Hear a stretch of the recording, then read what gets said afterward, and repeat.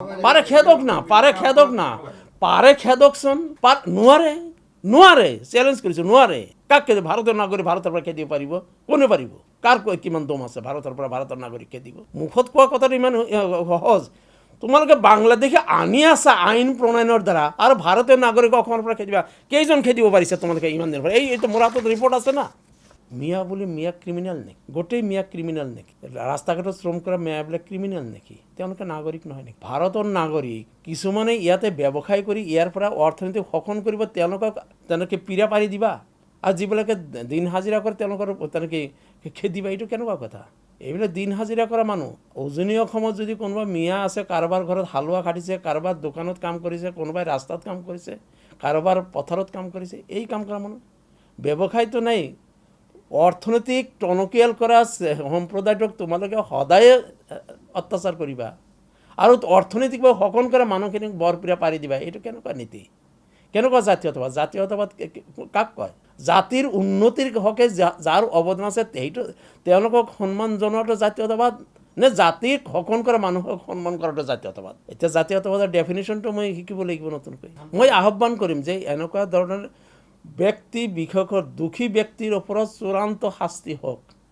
এজন দুখী ব্যক্তিৰ কাৰণে তেওঁ বিলং কৰা গোটেই জাতিটোক শত্ৰু জ্ঞান কৰাটো কেতিয়াও ভাল কথা নহয় পাৰে খেদকছন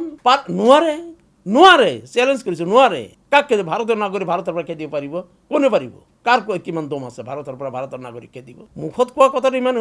সহজ তোমালোকে বাংলাদেশে আনি আছা আইন প্ৰণয়নৰ দ্বাৰা আৰু ভাৰতীয় নাগৰিক অসমৰ পৰা খেদিবা কেইজন খেদিব পাৰিছে তোমালোকে ইমান দিনৰ পৰা এইটো মোৰ হাতত ৰিপৰ্ট আছে না আজি ইমান বছৰ তোমালোকেতো অসমতে আজি কিমান বছৰ 9 বছৰ চৰকাৰ চলাইছা কেইজন খেদিব পাৰিছা আজি ৰেকৰ্ডত আছে 1,19,570 জন ডি ভোটাৰ তাৰ ভিতৰত তোমালোকে হেৰি গোটেই মেচিনাৰী তোমালোকৰ লাখ লাখ মানুহৰ পৰা এই মাত্ৰ কেইজন খেদিলা 13, 19, 20, 26 জনক মাত্ৰ 9 বছৰ মাত্ৰ 26 জনক খেদিলে লাখ লাখ বিদেশী যদি আছে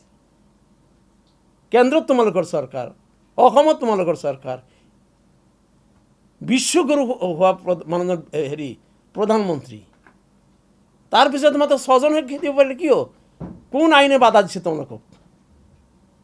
কোনটো আইনে বাধা দিছে বিদেশী খেদাৰ কাৰণে তোমালোকে মাত্ৰ এইটো মই কোৱা কথা নাই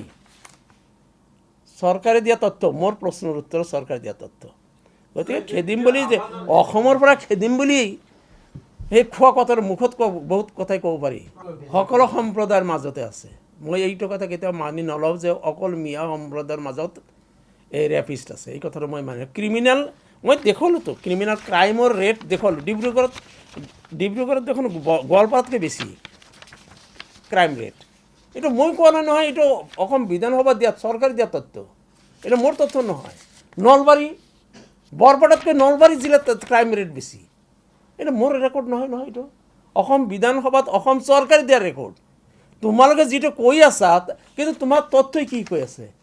এইটো মই বনোৱা নাই এই ৰিপৰ্ট মই বনোৱা নাই অসম চৰকাৰে দিয়া ৰিপৰ্ট মোৰ প্ৰশ্নৰ উত্তৰ দিয়া ৰিপৰ্ট মিছা কথা কৈ আছে মিডিয়াৰ আগত কোৱা কথা আৰু প্ৰকৃত সত্য একে নহয় না মিয়াৰ মাজতো ক্ৰিমিনেল আছে কোন